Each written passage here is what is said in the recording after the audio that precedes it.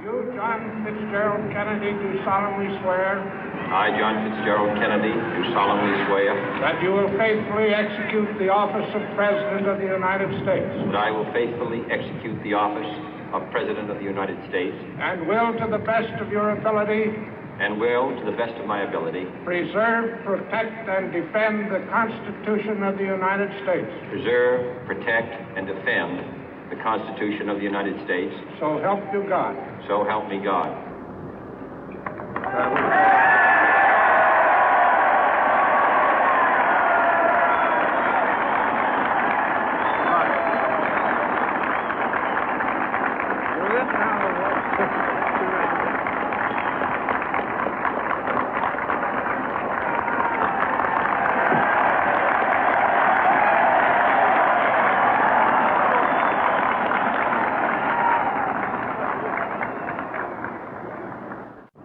Vice President Johnson, Mr. Speaker, Mr. Chief Justice, President Eisenhower, Vice President Nixon, President Truman, Reverend clergy, fellow citizens.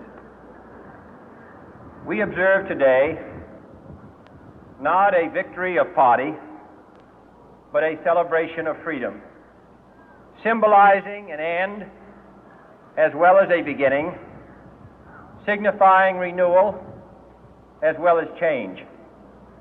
For I have sworn before you and Almighty God the same solemn oath our forebears prescribed nearly a century and 3/4 ago.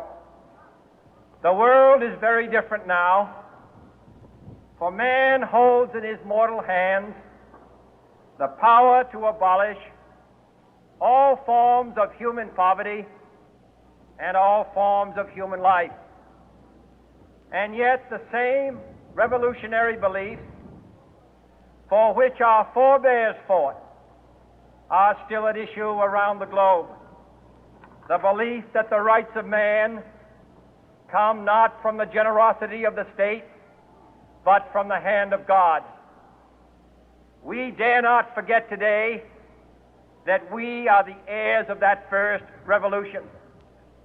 Let the word go forth from this time and place to friend and foe alike that the torch has been passed to a new generation of Americans born in this century, tempered by war, disciplined by a hard and bitter peace, proud of our ancient heritage, and unwilling to witness or permit the slow undoing of those human rights to which this nation has always been committed and to which we are committed today at home and around the world.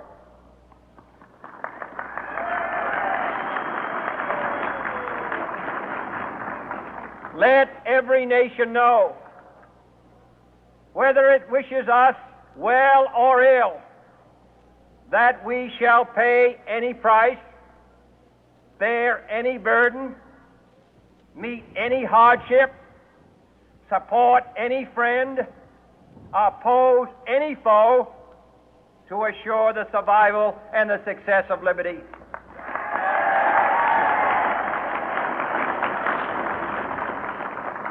This much we pledge and more. To those old allies whose cultural and spiritual origins we share, we pledge the loyalty of faithful friends. United, there is little we cannot do in a host of cooperative ventures. Divided, there is little we can do, for we dare not meet a powerful challenge at odds and split asunder.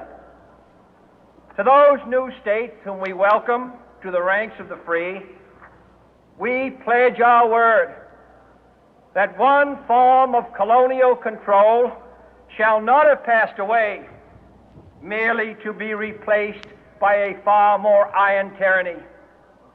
We shall not always expect to find them supporting our view, but we shall always hope to find them strongly supporting their own freedom, and to remember that in the past, those who foolishly sought power by riding the back of the tiger ended up inside.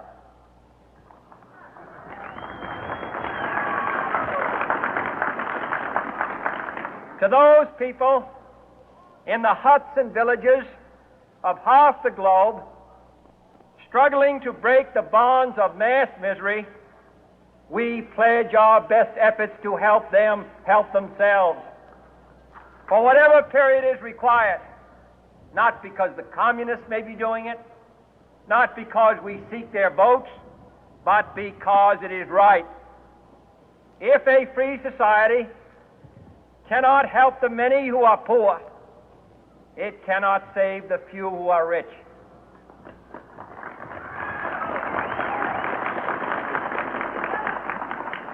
To our sister republics south of our border, we offer a special pledge to convert our good words into good deeds, in a new alliance for progress, to assist free men and free governments in casting off the chains of poverty. But this peaceful revolution of hope cannot become the prey of hostile powers. Let all our neighbors know that we shall join with them to oppose aggression or subversion anywhere in the Americas. And let every other power know that this hemisphere intends to remain the master of its own house.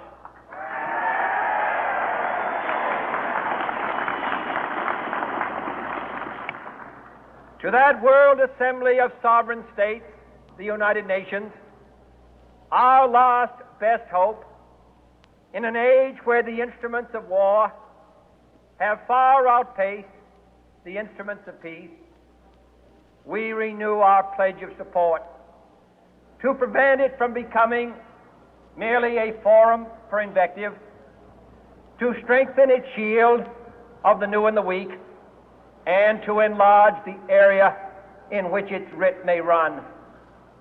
Finally, to those nations who would make themselves our adversary, we offer not a pledge, but a request that both sides begin anew the quest for peace. Before the dark powers of destruction, unleashed by science, engulf all humanity in planned or accidental self-destruction, we dare not tempt them with weakness, for only when our arms are sufficient beyond doubt can we be certain beyond doubt that they will never be employed. But neither can two great and powerful groups of nations take comfort from our present course, both sides overburdened by the cost of modern weapons, both rightly alarmed by the steady spread of the deadly atom, yet both racing to alter that uncertain balance of terror that stays the hand of mankind's final war. So let us begin anew, remembering on both sides that civility is not a sign of weakness, and sincerity is always subject to proof. Let us never negotiate out of fear, but let us never fear to negotiate.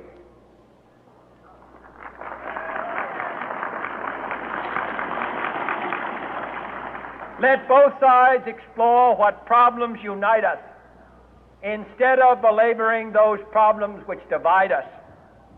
Let both sides, for the first time, formulate serious and precise proposals for the inspection and control of arms, and bring the absolute power to destroy other nations under the absolute control of all nations.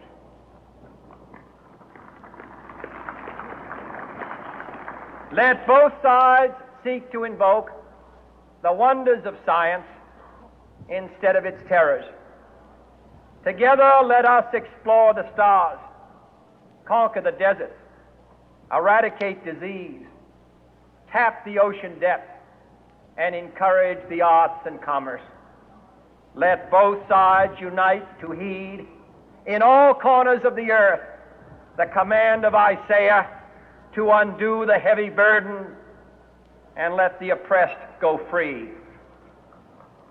And if a beachhead of cooperation may push back the jungle of suspicion, let both sides join in creating a new endeavor, not a new balance of power, but a new world of law, where the strong are just and the weak secure and the peace preserved.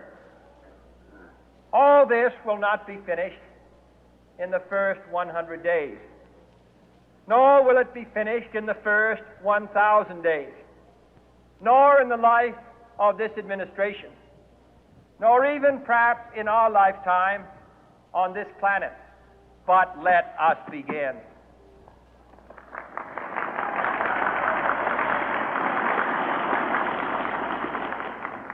In your hands, my fellow citizens,